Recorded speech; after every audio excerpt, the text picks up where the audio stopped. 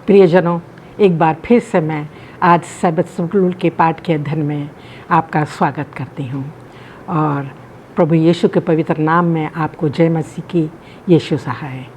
मैं परमेश्वर के भी बहुत ही धन्यवादी हूँ कि उसने हमें कितना सुंदर अवसर दिया है कि हम इस ऑनलाइन के ज़रिए अपने घरों में बैठकर आप साथ मिलकर जो है अपने सब स्कूल के पाठ का अध्ययन एक साथ कर सकते हैं।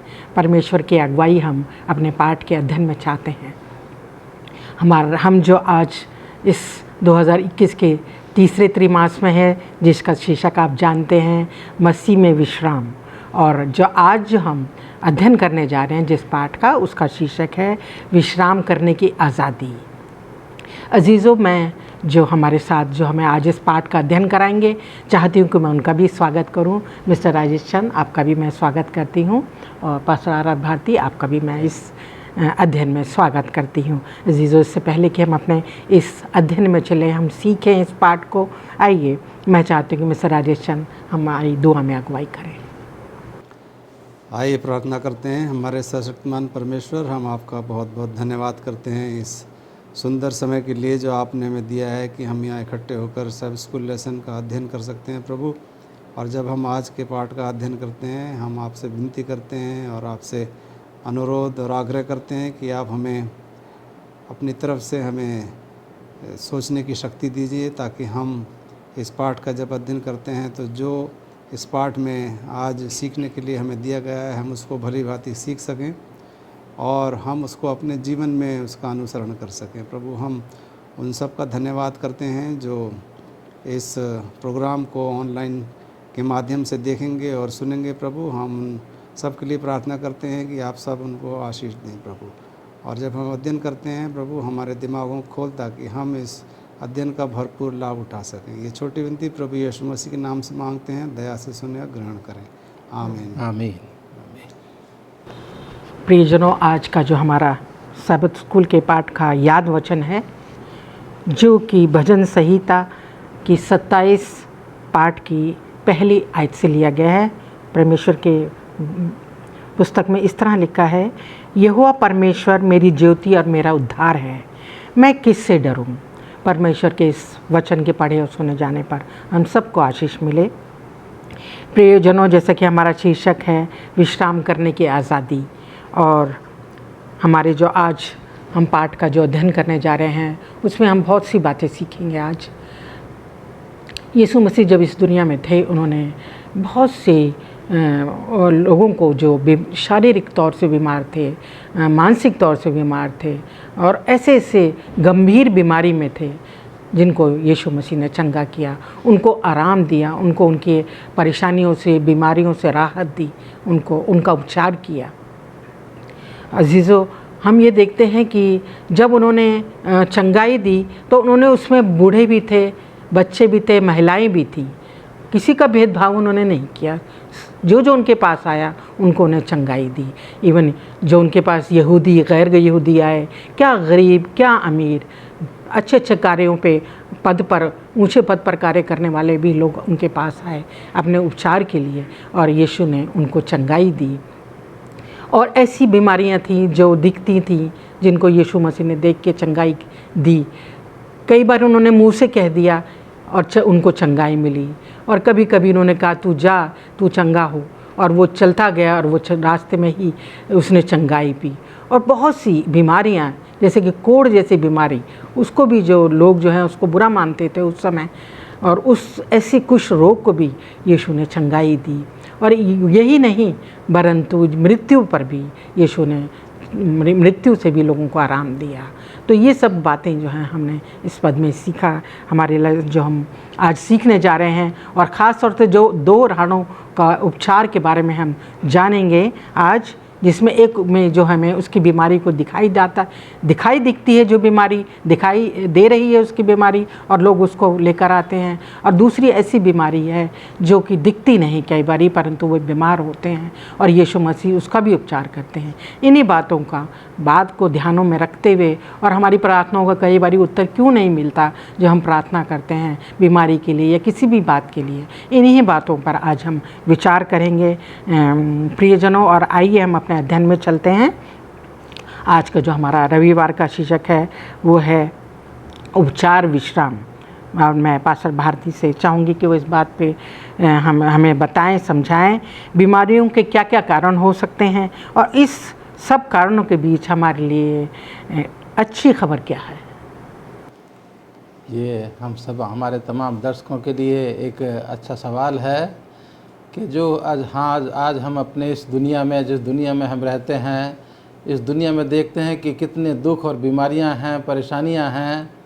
और मिसेज भारती ने वही सवाल जो है वो आज मुझसे वो जानना चाहती हैं कि जो बीमारी हम देखते हैं हमारे जीवन में आती है, हमारे शरीर में घुस जाती है, उन तमाम बीमारियों के कारण क्या हैं और उनसे हम किस तरह से छुटकारा पा सकते हैं। मैं अजी जो थोड़ा सा आपको बताना चाहता हूँ कि परमेश्वर किसी को नहीं चाहता कि कोई बीमार पड़े। परमेश्वर हर एक व्यक्ति को वो अच्छे, तंदुरुस्त, स्वस्थ वो देखना चाहता है। और इसीलिए परमेश्वर ने जो है हमें स्वस्थ रहने के लिए उसने नियम दिए हैं कि अगर तुम इनका पालन करोगे, जो स्वास्थ्य संबंधी नियम परमेश्वर ने हमें दिए हैं कि तुम इनका पालन करोगे तो तुम स्वस्थ रहोगे। और अगर इनका पालन नहीं करोगे, जो खान पान के नियम दिए हैं परमेश्वर ने, तो हम बीमार हो जाएंगे। तो यहाँ जो है पहला कारण यहाँ पर बताया है कि अगर हम स्वस्थ रहना चाहते हैं तो हमें परमेश्वर के नियमों को मानने की ज़रूरत है। और जब हम नहीं मानते हैं, हम गलत खाना खाते हैं, गलत रास्ते पर चलते हैं, तो बीमारियां हमारे जीवन में आ जाती हैं। और मैं अपने दर्शकों को बताना चाहता हूं कि ज़्यादातर बीमारियां जो है वो हमारे उल्टे खान पान की वजह से होती हैं कि जो हमें नहीं खाना चाहिए, नहीं पीना चाहिए, हम जो है वैसा कर लेते हैं और उससे बीमारी हमारे जीवन में आ जाती है। तो हम जब बीमार होते हैं तो हम अपनी बीमारी के लिए किसी को दोष ना दें, क्योंकि उस बीमारी का कारण जो है वो केवल हम ही हैं। ये बीमारी हमारी गलती की वजह से हमारे जीवन में आई है। और वो बीमारी जो है, जैसे मिसेज भारती ने बताया कि शारीरिक बीमारी हो सकती है, मानसिक बीमारी हो सकती है, आत्मिक बीमारी भी हो सकती है और सामाजिक बीमारी भी हो सकती है। कोई किसी तरह की जो है वो बीमारी जो हम देखते हैं आज दुनिया में, वो तमाम बीमारियां हमारी अपनी गलती की वजह से हमारे जीवन में आ जाती हैं। एक उदाहरण जो है वो आज के पर्चे में दिया गया है, जो मरकुस की किताब उसके 2 अध्याय और उसकी 1 से 5 आयत में जो खास करके यहाँ पर इसको दिया गया है। और मैं इसको बताना चाहता हूँ कि यहाँ जो है एक लकवा मारा हुआ एक बीमार व्यक्ति है और वो जो है वो चारपाई पर पड़ा हुआ है। और आप जानते हैं कि जिस आदमी को लकवा मार जाता है वो अपने हाथों को नहीं चला सकता, वो अपने पैरों को जो है नहीं हिला सकता, वो अपने सर को नहीं हिला सकता, उसकी उंगलियां जो हैं वो काम करना बंद कर देती हैं, क्योंकि उनकी नसों में, उसके शरीर की नसों में वहाँ जो है खून आना बंद हो जाता है और वो सूखने लगता है हाथ। तो ये एक ऐसा व्यक्ति था कि जो लकवे का मारा हुआ था। और ये जो है अपने दोस्तों के द्वारा सुनता है कि यीशु मसीह जो है इस क्षेत्र में आए हुए हैं कफरनहूम में, और उन्होंने जो है बहुत से बीमारों को चंगा किया है, बहुत से रोगियों को उन्होंने उनके रोगों से दूर कर दिया है। और जब उसके दोस्त उसको आकर के बताते हैं तो उसके दिल में एक जिज्ञासा पैदा होती है कि यीशु मसीह जो है वो मुझे भी ठीक कर सकते हैं। और वो अपने दोस्तों को कहता है कि आप मुझे उठा करके जो है यीशु मसीह के पास लेकर के चलो। और उसके दोस्त जो है उसकी मदद करने के लिए तैयार हो जाते हैं और उसकी चारपाई को उठा करके जहाँ यीशु मसीह बैठे हुए थे वहाँ पर ले जाते हैं। लेकिन देखते हैं कि इतनी भीड़ है कि उस बीमार लकवे का मारे हुए व्यक्ति का उस यीशु मसीह तक पहुँचना जो है वो संभव नहीं है, क्योंकि भीड़ ने उनको चारों तरफ से घेरा हुआ है। और वो सोचते हैं कि हम क्या करें, किस तरह से अपने इस लकवा मारे हुए दोस्त को यीशु मसीह के सामने जो है वो हम लेकर के जाएं। और वो जो है चढ़ते हैं सीढ़ियों से, और सीढ़ियों से चढ़ कर के छत पर पहुंचते हैं और उस घर की जो है वो छत को खोलते हैं और छत को खोल करके उसकी चारपाई को बिल्कुल उसी जगह पर जहाँ यीशु मसीह बैठे हुए थे उसके सामने जो है उसको उतार दिया जाता है। और वहाँ यीशु मसीह उसको देख करके, उसके शरीर को देख करके, उसकी शारीरिक हालत, उसकी मानसिक हालत को देख करके, उसके आत्मिक जीवन को देख करके वो कहते हैं, सोचते हैं कि मैं क्या करूं, क्योंकि यीशु मसीह जानते हैं कि इसका शारीरिक चंगाई देने से बेहतर, ज़्यादा ज़रूरी जो है, इसको आत्मिक चंगाई की ज़रूरत है। और इसलिए वो सबसे पहले उनको कहते हैं कि तेरे गुनाह जो हैं वो माफ़ हो गए हैं, तेरे गुनाह जो हैं वो माफ़ हो गए हैं। और वो जो है यहाँ पर जो है, जब उसके गुनाह जो है वो माफ़ कर दिए जाते हैं, यीशु मसीह कहते हैं उनको कि तेरे पाप जो है वो क्षमा हुए। और ऐसा सुन करके उसके दिल को जो है वो खुशी होती है, उसका शरीर जो है वो रिएक्ट करता है, उसके शरीर में जो है वो जो प्रतिक्रिया होती है। और वहाँ जो लोग बैठे हुए थे वो जो है ये सोचने लग जाते हैं कि ये कैसा व्यक्ति है यीशु मसीह कि ये लोगों के पापों को क्षमा कर रहा है, जो केवल परमेश्वर को अधिकार है लोगों के पाप क्षमा करने का। और यहाँ जो है बातचीत जब आगे बढ़ती है तो हम देखते हैं कि यीशु मसीह उसके बाद उसको कहते हैं कि तू उठ और अपनी चारपाई उठा करके तू जो है अपने घर चला जा। और जब ये वचन उसके कानों में पड़ते हैं तो उसके शरीर में ताकत आ जाती है, वो उठता है, अपनी चारपाई को उठाता है और सबके देखते देखते, पूरी भीड़ के देखते हुए वो उठ करके अपने घर चला जाता है। अजीज़ों, हम जब बीमार होते हैं तो हमारी केवल एक ही ख्वाहिश होती है कि हम ठीक हो जाएं, हम स्वस्थ हो जाएं, हमारे शरीर में जो बीमारी है वो जो है दूर हो जाए। और उसके लिए ज़रूरी है कि हम स्वास्थ्य संबंधी नियमों का पालन करें और अपने जीवन को यीशु मसीह के पास लेकर के आएँ, जो हमारे जीवन की तमाम बीमारियों को जो है चंगा करने की शक्ति और सामर्थ्य यीशु मसीह रखता है।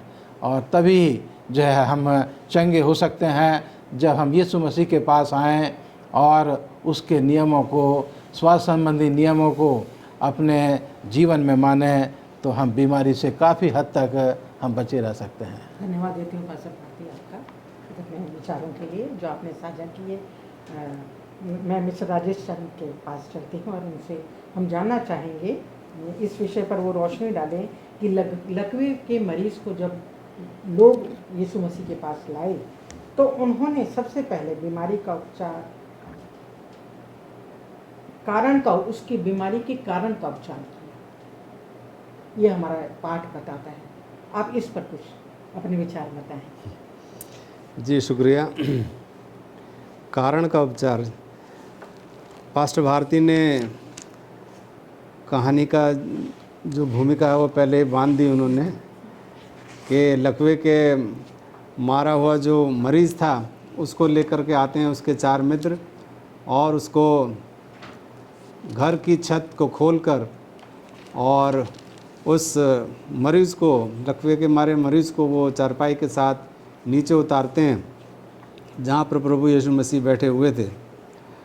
तो प्रभु यीशु मसीह उसकी तरफ देखते हैं और इसके बारे में जो पूरी कहानी है हम उसको मरकुस की किताब और उसका 2 अध्याय और 5 से 12 में हम उसको पढ़ सकते हैं। तो मैं यहाँ ये कहना चाहता हूँ कि हम अक्सर ये नहीं जानते हैं कि जब तक हम बीमार नहीं हैं, जब तक कि हमारे शरीर में कोई लक्षण दिखाई ना दें, कभी कभी हमें ऐसा लगता है कि ये संकेत जो हैं ये बीमारी स्वयं बीमारी के समान है। हमें लगता है कि यदि हम इन संकेतों से, ये जो लक्षण दिखाई दे रहे हैं, जो सिम्टम्स हैं, इनसे अगर हम छुटकारा पा लेंगे तो हम ठीक हो जाएंगे। तो प्रभु यीशु मसीह का जो ठीक करने का जो तरीका था वो बहुत ही अलग था। वह सभी दुखों का, सभी बीमारियों का कारण पहले जानना चाहते थे।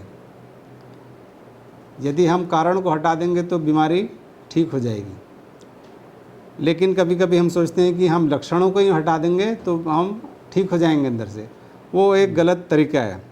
इसलिए पहले हमें कारण को जानना है और प्रभु यीशु मसीह पहले कारण को ठीक करते हैं ताकि उस आदमी की जो दशा है, जो बीमारी की दशा है, वो ठीक हो सके।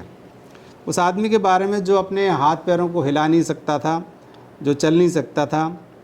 तो यीशु जो है बीमारी के संकेतों को सिर्फ ठीक नहीं करता है, यीशु ने पहले उसके दिल को ठीक किया, उसको क्षमा प्रदान की। वह मनुष्य अपने अपराध को गहराई से सोचता है और वो अपराध बोध से भर जाता है, और जब वो अपराध बोध से भर जाता है तभी वो अंदर से उसके अंदर चंगाई आती है। अपराध बोध जो है उसके मन को एकदम कुचल देता है।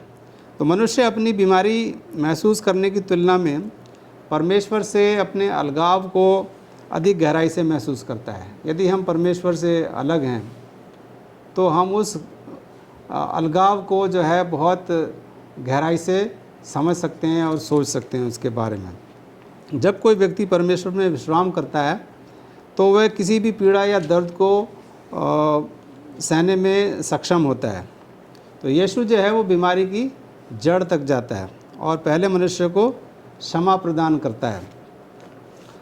तो प्रभु यीशु मसीह जो है सबसे पहले हमारे दिलों को, हमारे मनों को ठीक करता है, हमें क्षमा प्रदान करता है, और जब हमें क्षमा मिल जाती है तभी हमें विश्राम भी मिलता है। यीशु अपने आप को क्या समझता है? ये लोग जो धर्म गुरु थे, जो धर्म के अगुआ लोग थे, जब वो इसको देखते हैं कि किस प्रकार यीशु मसीह ने उस व्यक्ति को चंगा किया, तो उनके मनों में सवाल उठते हैं कि ये कौन होता है, ये क्यों इस प्रकार इस व्यक्ति को इसने ठीक किया। तो उनके मनों में बहुत सारे प्रश्न उठ रहे थे और प्रभु यीशु मसीह ने उनके मनों को पढ़ लिया। वो जानते थे कि उनके मनों में क्या विचार आ रहे हैं। तो उन्होंने जवाब में एक प्रश्न पूछा। वह उनसे बोला, तुम अपने मन में ये बातें क्यों सोच रहे हो? सरल क्या है, इस लकवे के मारे से यह कहना कि तेरे पाप क्षमा हुए, या यह कहना कि उठ, अपना बिस्तर उठा और चल दे। हम क्षमा को जो है देख नहीं सकते हैं।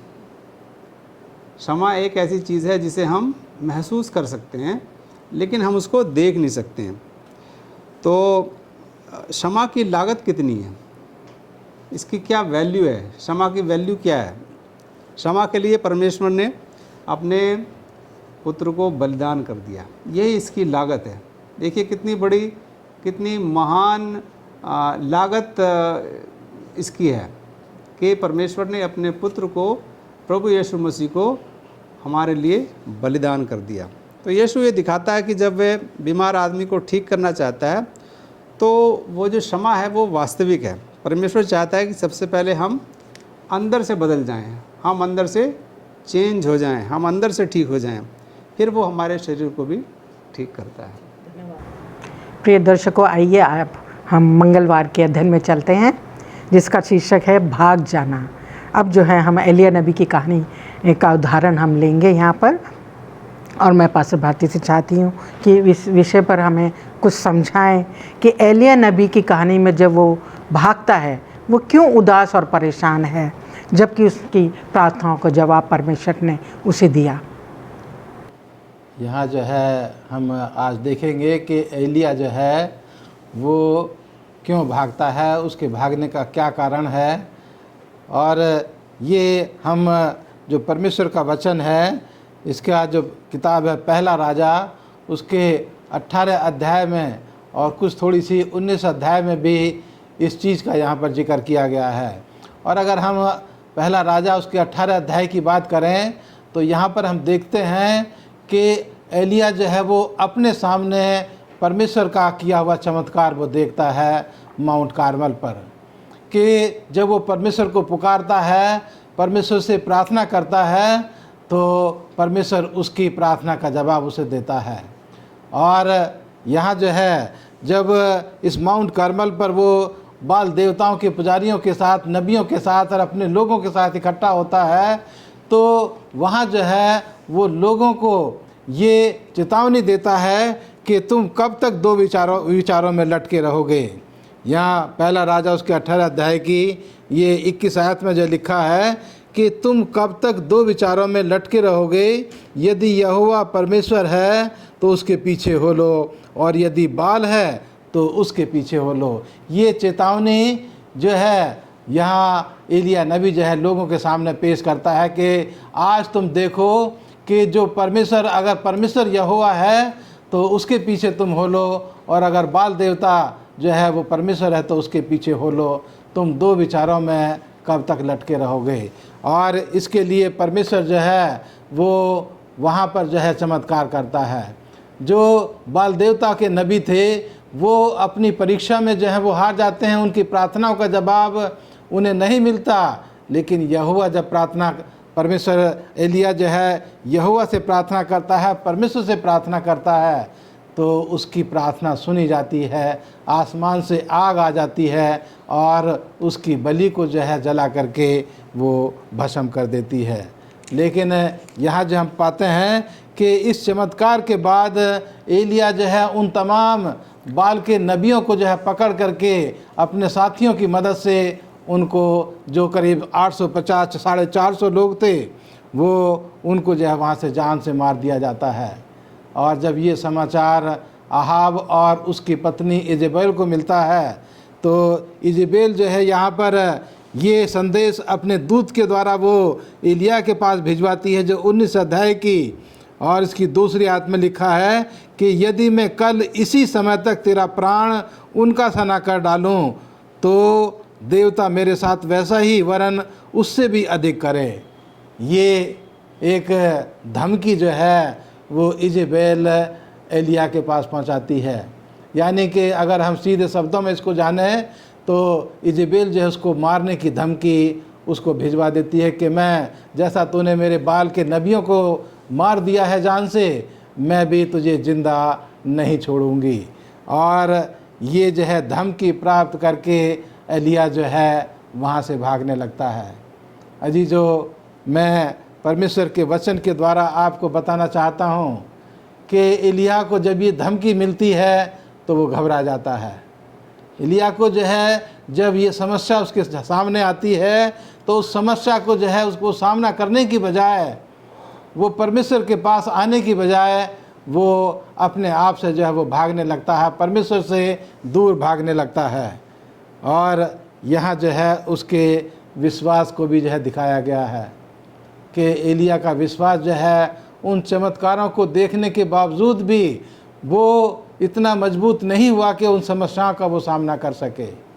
वो विश्वास में कमज़ोर दिखता है और अपनी मृत्यु का समाचार पा करके, अपनी मृत्यु की धमकी को प्राप्त करके वो जो है वहाँ से भागने लगता है, क्योंकि वो मानसिक तौर से वो जो है बहुत परेशान है।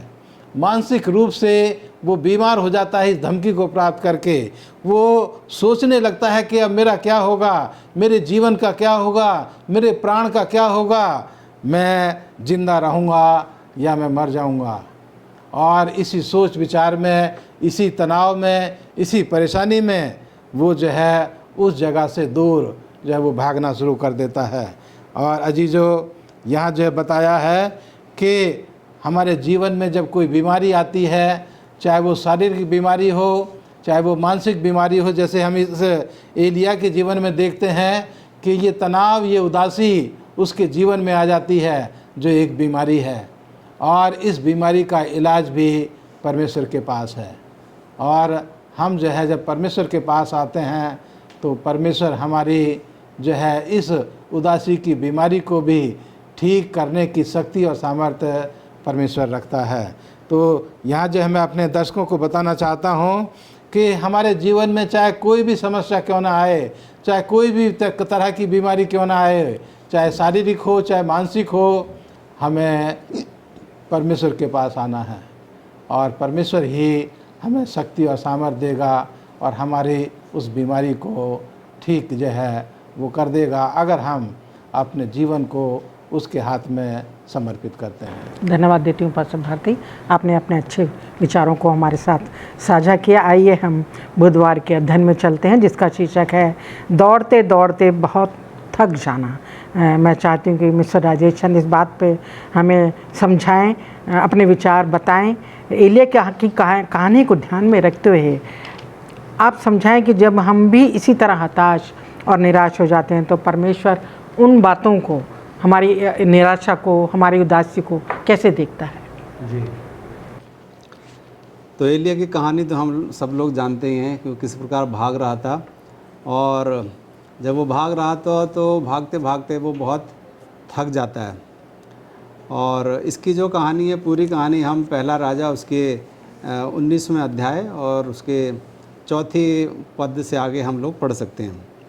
तो यहाँ बताया गया है कि एलिया जो है वो बहुत ज़्यादा थक गया, वो इतना थक गया कि वो और आगे नहीं दौड़ सकता है।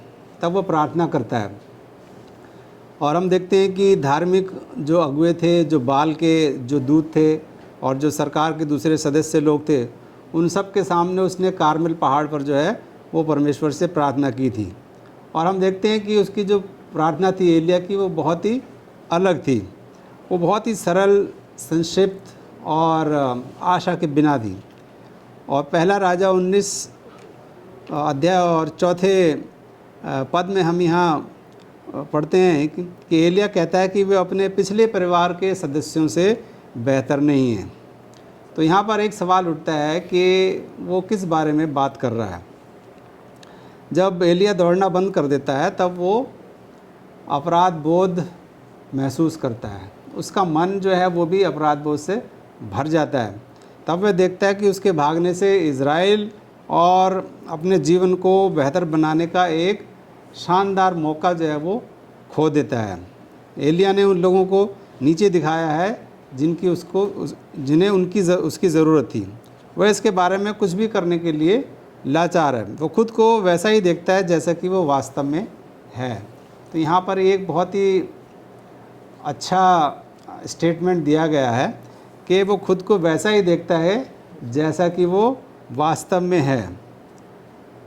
तो कभी कभी हमारे जीवन में भी एलिया की तरह ही समय आता है, अपने आप को देखना जैसा कि आप वास्तव में हैं। ये एक बहुत ही दर्दनाक अनुभव हो सकता है।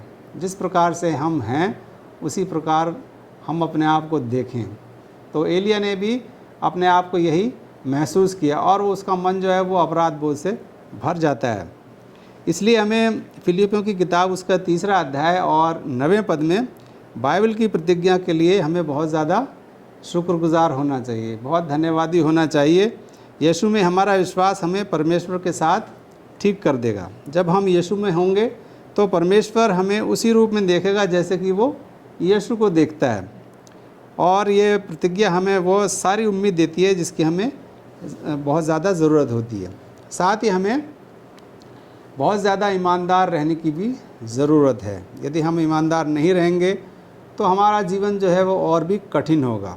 जीवन वैसे भी बहुत कठिन होता है, लेकिन जब हम ईमानदार नहीं होंगे तो हमारा जीवन और भी ज़्यादा कठिन होगा। एक उदास दिल हमें अपने लिए नफ़रत से भर सकता है। जिस प्रकार से एलिया बहुत उदास हो गया था, तो वो भी अपने जीवन को समाप्त करना चाहता था। वो भी ये सोचता था कि मरना ही एकमात्र रास्ता है उसके पास।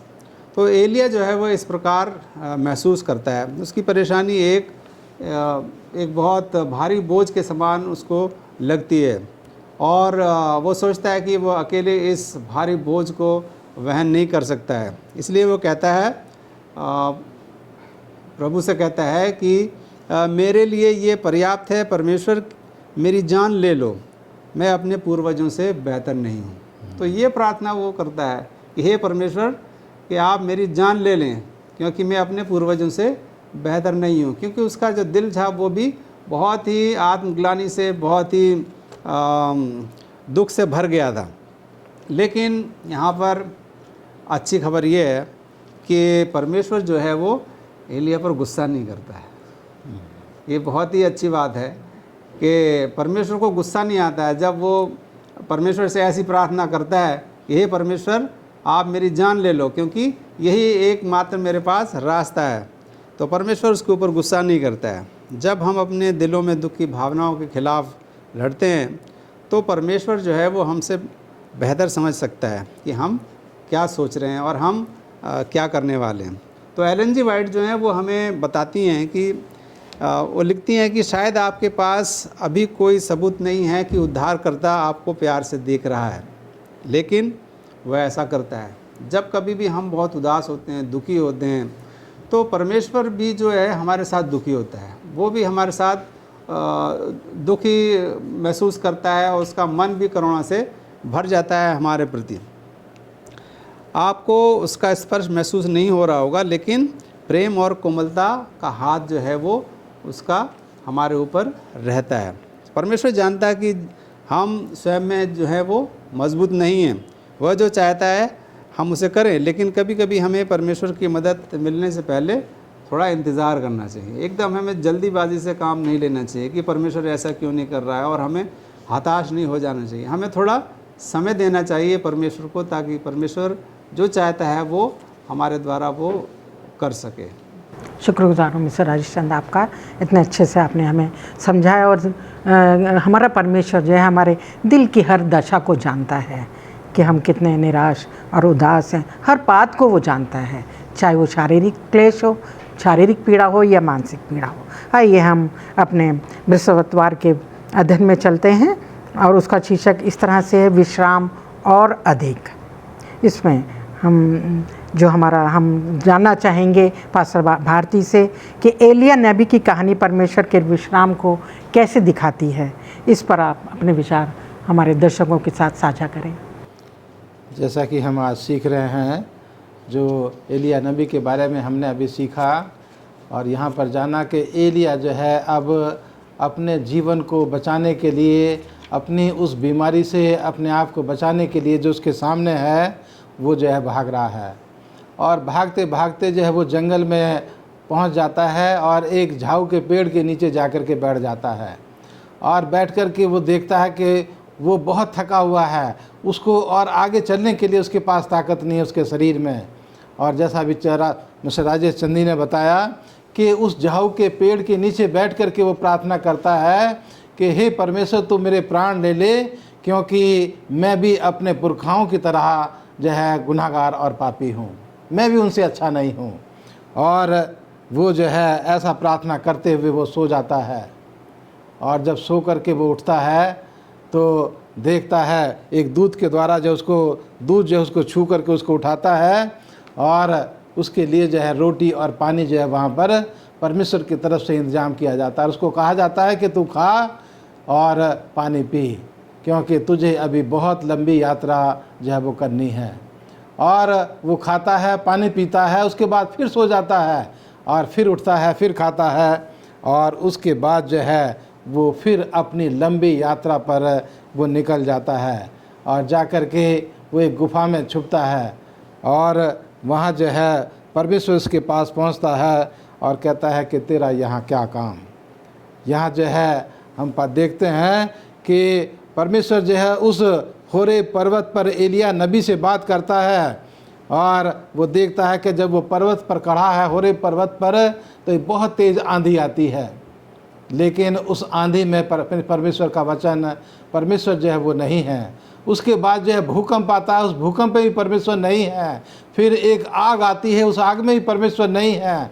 लेकिन उसके बाद चौथी बार एक बहुत धीमी आवाज़ वो जो है उसके पास आती है, और परमेश्वर जो है उससे बातचीत करता है, और यहाँ उसको जो है कहता है कि तुझे एक बहुत बड़ा काम करना है। जैसा मिसेज भारती आपने यहाँ पर यहाँ पूछा कि एलिया जो है वो विश्राम करता है क्योंकि वो मानसिक रूप से बीमार है। और जब इंसान बीमार होता है तो ज़रूरी है कि वो और ज़्यादा आराम करे, क्योंकि आराम करने से भी हमारे शरीर की जो बीमारी है वो काफ़ी हद तक ठीक हो जाती है। हम दिन भर जो है वो काम करते हैं, रात को सो जाते हैं, हमारे शरीर में जो टूट फूट है वो सोने से जो है वो ठीक होती है, आराम करने से ठीक हो जाती है। और आखिर में जो है जो हमारी मानसिक बीमारी है वो परमेश्वर के पास आने से जो है वो ठीक होती है। और यहाँ जो है हम पाते हैं कि परमेश्वर जब उसके साथ बात करता है और एलिया उसकी धीमी आवाज़ को सुनता है, तो परमेश्वर जो है उसको उसकी बीमारी को जो है वो ठीक करता है, और उसको एक नए मिशन पर, एक नए काम में, जो एक बड़ा काम था उसको करने की आज्ञा एलिया नबी को जो है परमेश्वर वो देता है। तो मिसेज भारती, यहाँ पर जो है हम सीख रहे हैं एलिया नबी के बारे में कि वो जब भागते भागते थक जाता है अपनी मानसिक बीमारी से, तो वो सो जाता है। और सोने के बाद जो है उसको स्वादिष्ट और अच्छा भोजन जो उसको दिया जाता है वो खाता है, और उसके बाद जो है फिर आराम करता है, फिर खाता है, और फिर अपनी लंबी यात्रा पर ठीक होकर के वो निकल जाता है। तो यहाँ पर मैं बताना चाहता हूँ अपने दर्शकों को कि हम जब शारीरिक तौर से या मानसिक तौर से जब हम बीमार होते हैं तो हमें आराम करने की ज़रूरत है। स्वादिष्ट भोजन भी जो है वो हमें खाने की ज़रूरत है, और साथ ही साथ परमेश्वर से दुआ प्रार्थना करने की ज़रूरत है। उसके वचन में जो है हमें अपना समय व्यतीत करने की ज़रूरत है। तो परमेश्वर हमें जो है वो ताकत देगा, हमें जो है वो हिम्मत देगा कि हम उस महान काम को जो परमेश्वर ने हमारे सामने रखा है उसको हम पूरा कर सकें। धन्यवाद देते हैं पास्टर भारती, आपने अपने विचारों को अच्छे से ढंग से साझा किया। आइए हम शुक्रवार के अध्ययन में चलते हैं, और मैं जानना चाहती हूँ मिस्टर राजेश चंद हम सबको समझाएं कि कई बारी हम प्रार्थनाएं करते हैं परंतु कई बारी हमारी प्रार्थनाओं का उत्तर हमें नहीं मिलता। इस विषय पर मिसेस वाइट क्या अपने विचारों को हमें क्या सिखाती हैं? अपने विचारों के द्वारा आप साझा करें। एलन जी वाइट ने बहुत सारी किताबें लिखी हैं, और उनकी एक किताब है जिसका नाम है हेवनली प्लेसेस। और इस किताब में वो हमें बताती हैं कि जीवन जो है वो हमेशा बदलता रहता है, और ये बदलाव या तो हमें बहुत खुश करते हैं या कभी कभी हमें बहुत दुखी भी करते हैं। लेकिन हमारे अनुभव में जीवन परिवर्तन के पास कोई ऐसी शक्ति नहीं है जैसा परमेश्वर हमारे बारे में महसूस करता है। ईश्वर जो है वो कभी नहीं बदलता। ईश्वर जो है वो हमेशा एक जैसा है, शुरू से आखिर तक। वह आज भी वैसा ही जैसा कल था, और वैसा ही रहेगा जैसा कि वो आज है, कल भी वैसा रहेगा वो। तो परमेश्वर हमसे कहता है कि हम उसके प्यार में पूरी तरह से भरोसा करें और उस पर शक ना करें। तो मिसेस एलन जी वाइट अपनी इस किताब में ये बहुत अच्छी बात हमें बताती हैं कि हमें परमेश्वर के प्यार पर पूरा भरोसा करना है, पूरी तरीके से हमें उसके प्रेम पर विश्वास करना है और कभी शक नहीं करना है। यीशु की ओर हमें लगातार देखना है। मिसेस एलन जी वाइट ने एक और किताब लिखी है जिसका नाम है सेलेक्टेड मैसेजेस, वॉल्यूम 2 में वो ये बताती हैं कि हमें परमेश्वर की तरफ हमेशा देखते रहना है, अपने दिल से उसके प्रति विश्वास की मूक प्रार्थना अर्पित करें, उसकी ताकत में हो लें। शायद आपके पास कोई सबूत नहीं है, वह आपकी प्रार्थना सुनता है, फिर भी आप आगे बढ़ें। उसके वादे कभी विफल नहीं होते। आगे बढ़ें, अपने दिल में परमेश्वर के लिए गीत गाएं, तब भी गाएं जब आप दुखी हों और बोझ से दबे हुए हैं। परमेश्वर से प्रकाश आएगा, आनंद हमारा होगा, कोहरा और बादल छट जाएंगे, गायब हो जाएंगे। हम छाया और अंधेरे से गुजरेंगे, जो ईश्वर के लिए एक शब्द चित्र है। तो मिसेस एलन जी वाइट अपनी इस किताब में बहुत सुंदरता से वर्णन करती हैं और हमें ये बताती हैं कि हमें परमेश्वर के ऊपर विश्वास बना के रखना चाहिए, चाहे हम किसी भी स्थिति में हों, किसी भी परिस्थिति में हों, चाहे हम दुखी हों या हम बहुत खुशी हों, लेकिन हमें परमेश्वर के ऊपर कभी भी विश्वास हमें छोड़ना नहीं चाहिए। और जो ज़रूरी बात यह है कि हमें उसके ऊपर कभी शक नहीं करना चाहिए, क्योंकि उसके जो वादे हैं वो हमेशा अडिग हैं, वो कभी बदलेंगे नहीं, क्योंकि परमेश्वर जो है वो बदलने वाला परमेश्वर नहीं है, शुरू से आखिर तक। जैसा कि हम जानते हैं कि आदि और अंत परमेश्वर है, और उसका जो उसका वर्ड है, जो उसके शब्द हैं, वो भी आदि से अंत तक हैं। तो हमें किसी भी हालत में कभी भी विश्वास को नहीं खोना है और कभी उस पर शक नहीं करना है। और हमें हमेशा परमेश्वर के लिए गीत गाते रहना चाहिए। और यदि हम बोझ से दबे हुए भी हैं, हम थके हुए भी हैं, हारे हुए भी हैं जीवन से, फिर भी हमें परमेश्वर की ओर लगातार देखते रहना चाहिए और उम्मीद कभी नहीं छोड़नी चाहिए, क्योंकि परमेश्वर जो है वो हमेशा हमारी सुधि लेगा और आखिर में जो है आनंद हमारा होगा। जो कोहरा और बादल, जो दुख के जो बादल है वो हमेशा के लिए हट जाएंगे। तो आइए हम इस पाठ से शिक्षा लें और अपने विश्वास को और मजबूत बनाएं और लगातार हम परमेश्वर की तरफ देखते रहें और उससे हम अपने जीवन को और भी अच्छा और सफल बना सकें। धन्यवाद देती हूँ मिस्टर राजेश चंद, आपका इतने अच्छे से आपने समझाया। पास्टर भारती, आपका भी मैं शुक्रगुजार हूँ कि आपने हमारे इस अध्ययन में हमारे दर्शकों को सिखाया। और मिस्टर राजेश चंद, आपके भी शुक्रगुजार हूँ कि आपने बहुत अच्छी तरीके से हम लोगों को इन बातों को सिखाया। अजीज़ों, हम देखते हैं कि जो हमारा ये पाठ है, जो हमारे अध्ययन हैं, जो ये बनाए गए हैं हमारे लिए, जब हम पढ़ते हैं तो बहुत ही तसल्ली और हम बहुत कुछ सीखते हैं। और जबकि हम देखते हैं हमारी पवित्र पुस्तक बाइबल में भी बहुत से हमारी तरह का ही जीवन जो थे लोग, जिनकी कहानियाँ बताई गई हैं, वो वैसे ही आमतौर की तरह जैसे हम लोगों का जीवन है कि जिस तरीके से हम लोग झेलते हैं, उन्होंने भी परेशानियों को झेला।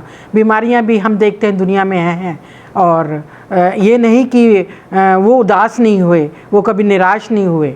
बहुत सी जोशुआ को देखें, अगर हम दाऊद को देखें, उनके जीवन में भी निराश और निराशा में है दाऊद बादशाह ने भजन लिखे। तो ये बहुत सी चीज़ें हैं, हम देखते हैं कि ये सब दुनिया में है और इसका कारण हम सब जानते हैं। जैसे कि जब दुनिया में पाप आया तो ये सब पाप का कारण ही जो है इन सब क्लेशों का, हमारी बीमारियों में, दुनिया में जो बीमारियां हैं, सब का कारण एक ही है, जो पाप है। और प्रभु यीशु हमारा परमेश्वर हमारे चाहते हैं कि हम जो हैं उनसे दूर रहें। वो हमारा उपचार भी करता है हर तरह से, शारीरिक। ऐसा नहीं है कि जो है हम उपचार ना कराएं, ज़रूरी है उपचार भी कराएं अगर हम कहीं किसी तरह से शारीरिक बीमार हैं, परंतु परमेश्वर को ध्यान में रखते हुए, परमेश्वर से प्रार्थना करते हुए हम जो करेंगे कोई भी उपचार, तो उससे हमें आराम मिलेगा। और जब हम कभी हताश होते हैं, निराश होते हैं, उसका भी उस समस्याओं को हमारा परमेश्वर कभी भी अनसुनी नहीं करता हमारी प्रार्थनाओं को।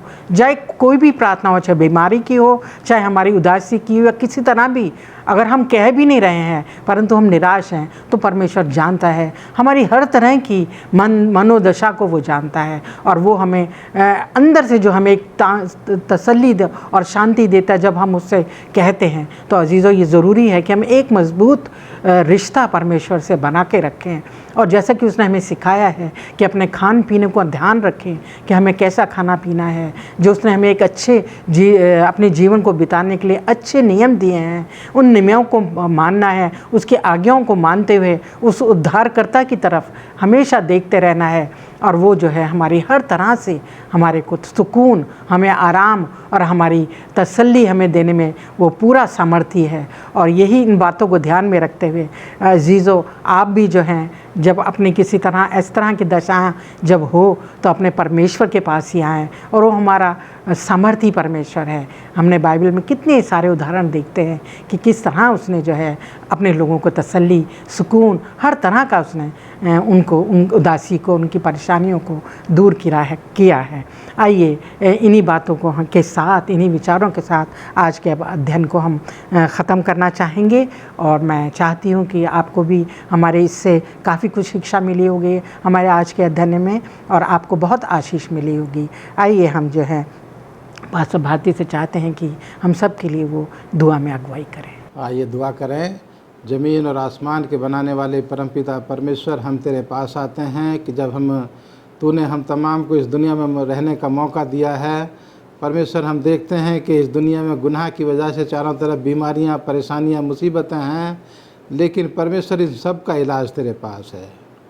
इसलिए परमेश्वर, हम चाहे शारीरिक तौर से चाहे मानसिक तौर से बीमार हों, तू परमेश्वर उन तमाम को ठीक करने की शक्ति और सामर्थ्य तेरे पास है। इसलिए खुदावंद, हम अपने तमाम अजीज़ों के साथ, अपने तमाम दर्शकों के साथ तेरे पास आते हैं कि परमेश्वर हमारे जीवन में जो भी घटी कमी है, जो भी बीमारी है, परमेश्वर तो उसको निकाल दे और हमें एक अच्छा स्वस्थ जीवन दे, एक खुशी का जीवन दे कि हम तेरी नज़दीकी में अपने बाकी दिए हुए तेरे दिनों को इस दुनिया में तेरी नज़दीकी में गुजारने वाले हो सकें। खुदावन तू हम में से हर एक की अगुवाई कर, हमारे तरह तमाम दर्शकों के साथ हो, उनकी रोजी रोटी पर, उनके बाल बच्चों पर, उनके परिवारों पर परमेश्वर तेरी कसरत से आशीष हो, और हम तमाम को भी तो अपनी महिमा के लिए इस्तेमाल कर। प्रार्थना को सुन और कबूल कर, मसीह यीशु के नाम में मांगते हैं, आमीन।